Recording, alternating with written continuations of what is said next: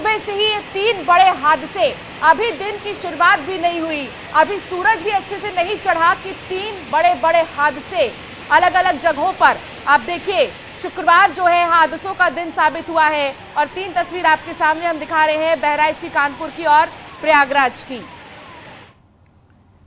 इटावा के बलरई इलाके में मंदिर से दर्शन कर लौट रहे मोटरसाइकिल सवार 3 युवकों को अज्ञात गाड़ी ने कुचल दिया है, जिसमें 2 लोगों की मौके पर ही मौत हो गई, जबकि एक को नाजुक हालत में सैफई मेडिकल यूनिवर्सिटी भेजा गया है। हादसे की खबर मिलने के बाद एसडीएम जसवंत नगर ने जिला अस्पताल पहुंचकर इसकी जानकारी ली है। इन दिनों तेज रफ्तार का कहर देखने को मिल रहा है।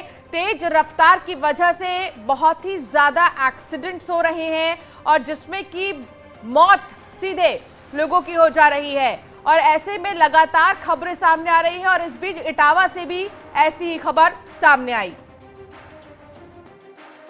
ये बलरई की झाल के पास की घटना है। ये बाइक पे 3 लोग जा रहे थे। ये फकीरे की मंडैया गांव है, तहसील जसवंत नगर में, वहाँ के निवासी हैं। तो सूचना जैसी प्राप्त हुई तत्काल वहाँ पे पुलिस बल को रवाना किया गया, वहाँ पे इनको लेके आया गया। तो यहाँ पे 2 लोगों को ब्रॉड डेड घोषित कर दिया गया, एक घायल है तो उसको रेफर कर दिया है पीजीआई सैफई के लिए।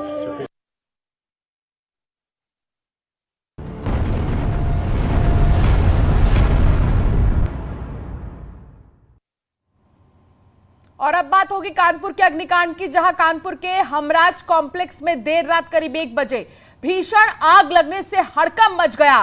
तेज हवा की वजह से आग ने करीब 1000 दुकानों को अपनी चपेट में ले लिया है। दमकल की 4 दर्जन से भी ज्यादा गाड़ियां आग बुझाने में लगी हुई हैं। करोड़ों के नुकसान की आशंका है। यह भी बता दें कि हमराज मार्केट रेडीमेड थोक कपड़ा मार्केट का बड़ा बाजार है, लिहाजा यहां भारी मात्रा में कपड़े का व्यापार होता है और देश के दूसरे शहरों तक कपड़ा पहुंचता है। AR tower, Arjun complex, Masood complex और नफीस टावर की दुकान जलकर खाक हो गई है।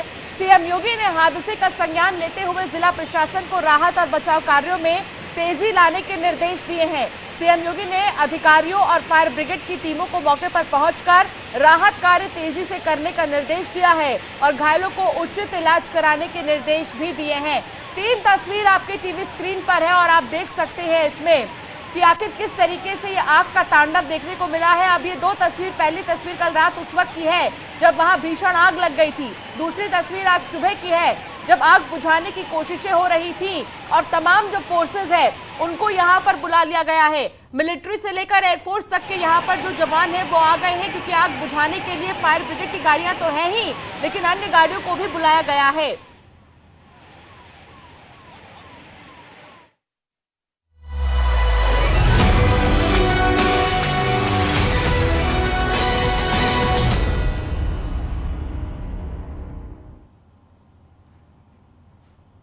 चलिए आगे बढ़ेंगे। यूपी नगर निकाय चुनाव 2023 को लेकर आरक्षण सूची जारी कर दी गई है। उत्तर प्रदेश के 17 नगर निगम में कौन सी सीट किसके वर्ग के लिए आरक्षित हुई है और कौन सी सीट अनारक्षित है, इसको लेकर स्थिति साफ हो गई है। नगर विकास मंत्री ए.के. शर्मा ने इसकी जानकारी दी। नगर निगम के लिए कुल 9 सीटें आरक्षित की गई हैं, जिसमें आगरा नगर निगम अनुसूचित जाति महिला, झांसी नगर निगम अनुसूचित जाति, शाहजहांपुर नगर निगम पिछड़ा वर्ग महिला, फिरोजाबाद नगर निगम को पिछड़ा वर्ग महिला, सहारनपुर नगर निगम को पिछड़ा वर्ग, मेरठ नगर निगम को पिछड़ा वर्ग, लखनऊ नगर निगम को महिलाओं के लिए आरक्षित किया गया है, कानपुर नगर निगम को महिला और गाजियाबाद नगर निगम को महिला के लिए आरक्षित किया गया है। इनमें से ज्यादा सीटें महिलाओं के लिए आरक्षित है, इस पर फोकस है। और देखिए, जो आरक्षण सूची है उसको जारी कर दिया गया है। 6 निगम में महिलाओं के लिए आरक्षण है, 3 सामान्य वर्ग की महिलाओं के लिए है।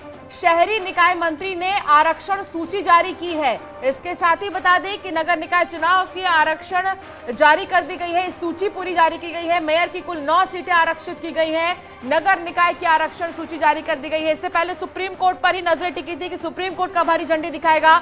सुप्रीम कोर्ट के हरी झंडी दिखाने के बाद ही आरक्षण जो सूची है उसको जारी कर दी गई है और महिलाओं के लिए इस बार देखा जा रहा है 6 पर महिला, 9 में से कुल 6 पर महिला उम्मीदवारों को देखा जा सकता है। महिलाओं के लिए ये सीट जो है आरक्षित की गई है। तो कुल मिलाकर अब देखना होगा कि आखिर तारीख क्या होंगे। 3 सामान्य वर्ग की महिलाओं के लिए आरक्षित किया गया है।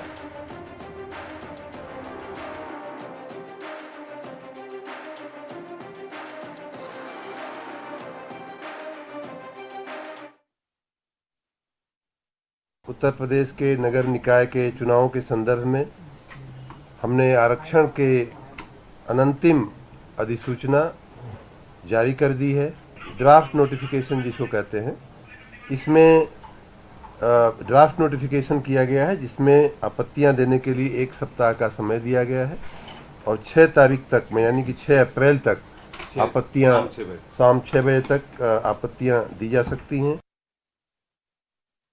राज्य में 762 नगर निकाय हैं, जिनमें 17 नगर निगम, 200 नगर पालिका परिषद और 545 नगर पंचायतें हैं। उनमें से 2 निकायों, एक नगर पालिका जो सिसवा बाजार है महाराजगंज की, और एक नगर पंचायत है भानपुर की, वहाँ कुछ कानूनी अड़चने हैं, इसलिए वहाँ पे उनको हम अलग रखते हुए हमने ये पूरी व्यवस्था की है। तो इस प्रकार 17 नगर निगम की, 199 नगर पालिका परिषद की और 544 नगर पंचायतों के रिजर्वेशन की आज अनंतिम अधिसूचना जारी कर दी गई है।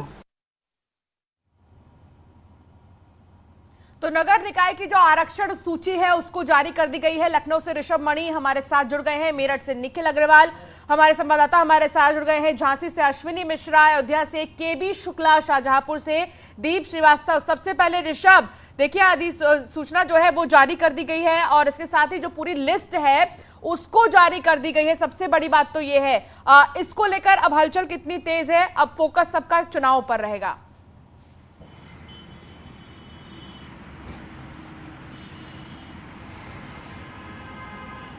डिस्कनेक्ट हो गया, फिर से मिला।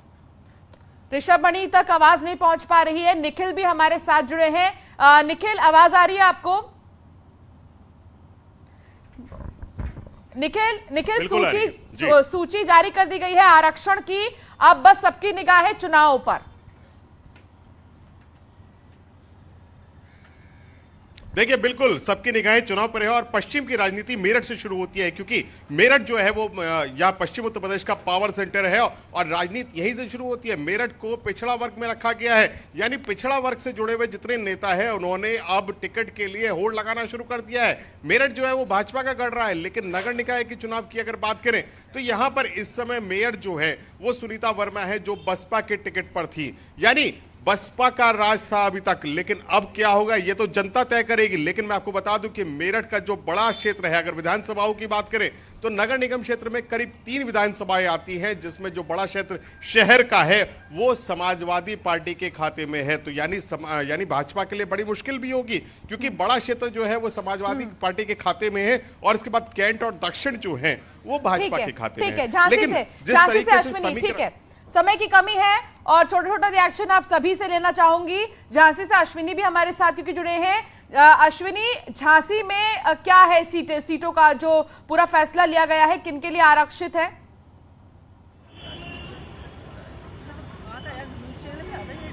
देखिए, झांसी एक बार फिर से दिसंबर के महीने में जब आरक्षण आया था तब ये एससी के लिए सीट आरक्षित हुई थी। इसके बाद कयास लगाया जा रहा था कि जो अगला आरक्षण बदलाव के तौर पर सामने आएगा तो कहीं ना कहीं तो झांसी नगर निगम का जो मेयर सीट है उसमें कुछ बदलाव होगा, लेकिन ऐसा कुछ हुआ नहीं। खास तौर से उन लोगों की उम्मीदों को, दावेदारी को काफ़ी बड़ा झटका लगा है। जो सामान्य वर्ग की जो दावेदार थे वो लगातार तैयारी में पिछले कई साल से जुटे हुए थे, तो फिलहाल उनकी जो उम्मीदें हैं वो अब खत्म हो गई हैं इस सीट पर चुनाव लड़ने की। तो कहीं ना कहीं एक बार फिर से जो सीट है वो आरक्षित कर दी गई है एससी कोटे के लिए।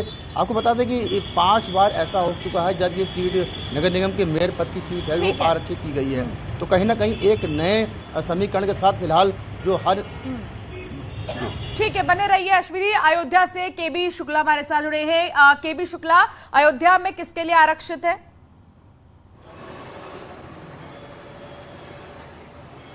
देखिए, ये अयोध्या है, यहाँ पे पूरे विश्व नजर होती है और ये सामान्य सीट रखी गई है। पिछले जो कार्यकाल था ये अयोध्या का दूसरा कार्यकाल है नगर निगम। पहला नगर निगम जब यह स्थापित किया गया था फैजाबाद अयोध्या को मिलाकर अयोध्या नगर निगम बनाया गया था। तो पहला कार्यकाल भी सामान्य था और दूसरा जो भी सामान्य रखा गया है, तो इस पे आपत्तियां आने जरूर आएंगी, क्योंकि दूसरा कार्यकाल भी सामान्य रखा गया है। जो अगला जो ये वर्ष होगा, जो कार्यकाल होगा, वो अयोध्या के लिए बहुत ही महत्वपूर्ण है, क्योंकि यहाँ पर विकास कार्य चल रहे हैं, राम मंदिर का निर्माण हो रहा है, एयरपोर्ट बन रहे हैं, जो बहुत से रामपथ बन रहा है, ऐसे बहुत से विकास कार्य हो रहे हैं। तो जो अगला कार्यकाल होगा अयोध्या धाम के लिए, अयोध्या के लिए, वो बहुत ही महत्वपूर्ण है। हालांकि जो पहला कार्यकाल था, जो प्रथम नगर निगम बना था, तो भी सामान्य सीट थी, और अब दूसरा कार्यकाल आने वाला है तो भी सामान्य सीट रखी गई। तो उस पर आपत्तियां जरूर आएगी। 6 अप्रैल जो तारीख नियत रखी गई है, तो आपत्तियां तो जरूर आएगी, क्योंकि सामान्य सीट पहले भी रखी गई थी और सामान्य सीट फिर रखी गई है। तो जाहिर सी बात है, यहाँ पर कोई आरक्षण नहीं है। अयोध्या धाम को, बिल्कुल, यानी कि अयोध्या में कोई आरक्षण नहीं है, सभी कुछ सामान्य रहेगा अयोध्या में। ऋषभ भी हमारे साथ जुड़ गए हैं। ऋषभ, अभी अगर आपको मेरी आवाज आ रही है तो देखिए, क्योंकि लिस्ट जारी कर दी गई है सारी ही चीजों की कि कौन सी सीट किसके लिए आरक्षित है, किसके लिए नहीं है, कहां पर सामान्य लोगों के लिए रहेगा। अब सुगबुगाहट क्योंकि तेज है, इंतजार और सबकी निगाहें चुनाव पर।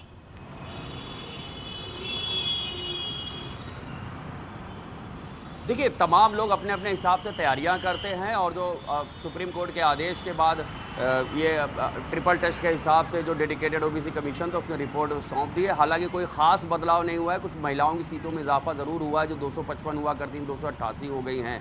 तो बाकी ओबीसी के लिए या किसी और अन्य आरक्षित वर्ग के लिए कोई खास परिवर्तन नहीं हुआ है, या वही है, कहीं कोई बदलाव नहीं हुआ है। अब लखनऊ की अगर बात कर लें तो पहले भी ये सामान्य महिला की सीट थी, इस बार महिला सीट है। तो अब देखना ये होगा कि जो क्योंकि ये इस सीट पर बीजेपी का ही कब्जा है, जो दूसरी अन्य पार्टियां हैं वो इसके खिलाफ कोई आपत्ति दाखिल करती हैं या नहीं। हालांकि लखनऊ को बीजेपी का गढ़ माना जाता है, सांसद भी यहाँ पर भारतीय जनता पार्टी से ही हैं, राजनाथ सिंह हैं। तो अब देखना होगा दूसरी पार्टियां इसके ऊपर 6 अप्रैल शाम 6 बजे तक कोई आपत्ति दाखिल करती हैं या नहीं। बिल्कुल, तो 6 तारीख तक का समय दिया गया है आपत्ति दर्ज करने के लिए। शाहजहांपुर से दीप हमारे साथ जुड़े हैं, दीप श्रीवास्तव। दीप, शाहजहांपुर में सीटें कैसे रहेंगी? देखिए, शाहजहांपुर में पहली बार नगर निगम बना है और यहाँ पर पिछड़ा वर्ग महिला को आरक्षित कर दिया गया है, और यहाँ पर लगातार यहाँ पर कैंडिडेट थे जो कि चुनाव के लिए प्रयास कर रहे थे। हमारे साथ कुछ लोग यहाँ पर हैं मौजूद जो पहली बार नगर निगम का वोटिंग करेंगे। बताइए किस बार किस तरीके से वोटिंग? ठीक है, थोड़ा जल्दी दीप। पहली बार नगर निगम सहारनपुर में घोषित हुआ है, तो इसलिए काफी उल्लास है लोगों को और काफी अपेक्षाएं हैं यहाँ की पब्लिक को। और काफी हमारे मंत्री जी ने यहाँ पे पूर्व जो मंत्री जी हमारे चल रहे हैं, खन्ना जी, उन्होंने काफी बहुत बड़ा विकास यहाँ करा है और इसे सहारनपुर को स्मार्ट सिटी में उसे चयनित कराया है। तो लोगों में काफी उल्लास है नगर निगम में के लिए, और ज्यादा अपेक्षा है, रोडें बढ़िया हो, लाइटिंग बढ़िया हो, नालियां बढ़िया हो। आप बताइए किस तरह से उत्साह है इस बार चुनाव?